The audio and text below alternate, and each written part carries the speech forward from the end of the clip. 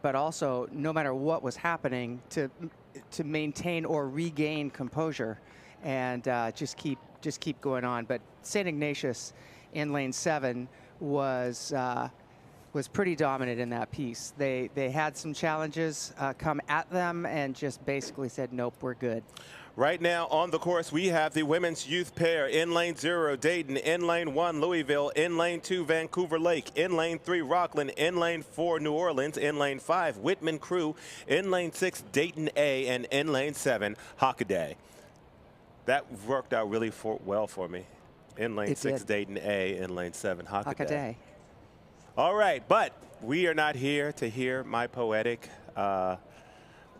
rhymes versus we are here to watch some races. And so right now it looks as though Dayton A is tied with Whitman Crew and New Orleans across the middle there, but right next to them we have Rockland, Vancouver, Louisville, and Dayton all in the race.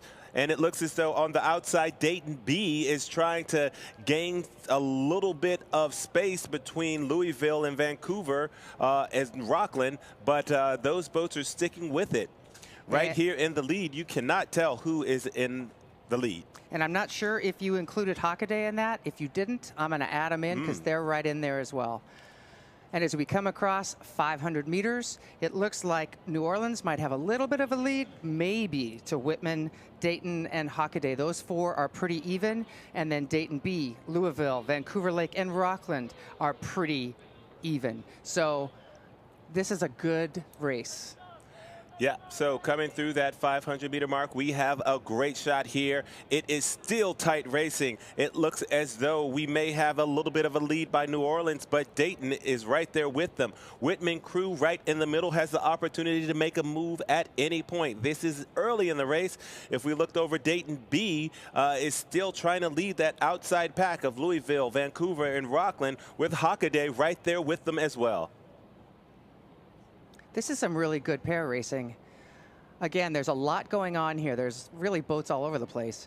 So keeping your focus, not getting rattled, not getting too hyped up or worried about anything. Just sticking to it, staying consistent, keeping the pressure consistent, and making your moves when you want to is key. Yeah, and here we have the boats getting together a little bit. You can see the umpire's flag up. We're going to see what happens between, it looks like that Dayton boat there and that Whitman Crew boat there. And that Hockaday boat there. They all want to share the same buoy line. And that Hockaday boat there. You can see that look over by the Hockaday boat. The Dayton boat is starting to play a little bit of ping pong right now. They're trying to stay in this race and stay focused. Right now, we'll see if they can get it back. I don't know if there's something wrong with the tow, but it seems as though they have regrouped. This has made a great opportunity for New Orleans, and New Orleans has now put themselves in the lead. You know, it's just those little things that take your attention away from what you need to have it be. So those women handled that. It went a little bit awry, but they handled it. They're back on course now, and they're starting to move back into the position they were holding before. Yeah, and as we cross 1,000, it is indeed New Orleans who is in the lead, followed by Whitman, and then Dayton and Hockaday are pressing hard to insert themselves into that top two there. Once again, remember, we right now are racing for ranking, the ability to say that I was in the top 10 of the U.S. Rowing Youth National Championships for 2024. And look at this race for second and third. It is tightening up to the point that we can't really call it with certainty, not knowing for sure what the angle is, other than the fact that New Orleans is moving themselves out, and Hockaday and Whitman are fighting for that second place spot right now. But Vancouver Lake is pressing up on the shore side out of lane 2. They're pressing up to try to get into that mix of top 3. And there's plenty of room left to do it. They're just crossing the 1,000 now. So this is where moves can absolutely be made. Maybe they're a little bit at a time. Maybe some crews choose to do something dramatic and try to do it quick. We'll see what happens here. But what we do know is that New Orleans crew is achieving a really good rhythm there. They look comfortable. They're making it look easy, which we know that it's not. But making it look easy means that you're really good at what you do.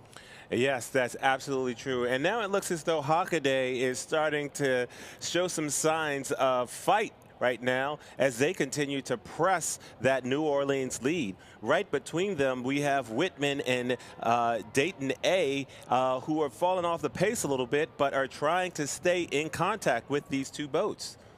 Right, that Whitman bow ball is right there, but the momentum now is shifting a little bit towards the other side of the course. So if they feel that, maybe they'll be able to respond and get it back. Now coming through that extra tough 500, New Orleans did have the lead, but Hockaday was moving. They seem to have some momentum going. And this is it right here. This is where decisions need to be made. This is where the consequences are the most dire. Waiting for those red buoys to appear. At this point, they're listening for the crowd and they're looking for those red buoys, because both of those things mean that they are nearing the end of this race. It's been a really challenging 4 days. It's been hot.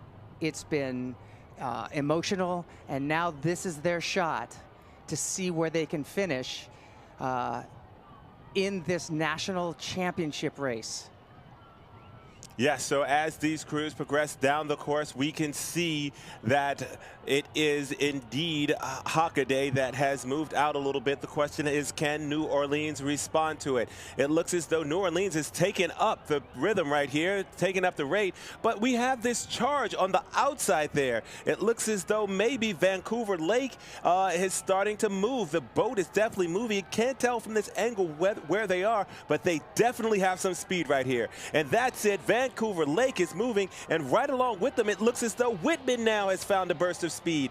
Hockaday continues to lead, but right now they are all putting the pressure on that New Orleans boat right now. Wow, this is going to come down to the line for the top 3 spots.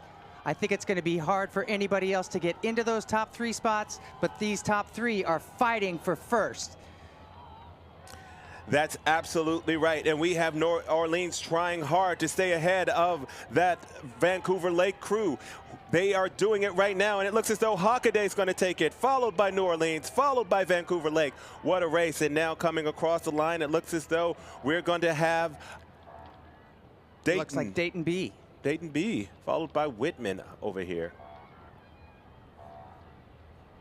And then Louisville, and then Rockland. Wow, that was a barn burner. A lot of changes, a lot.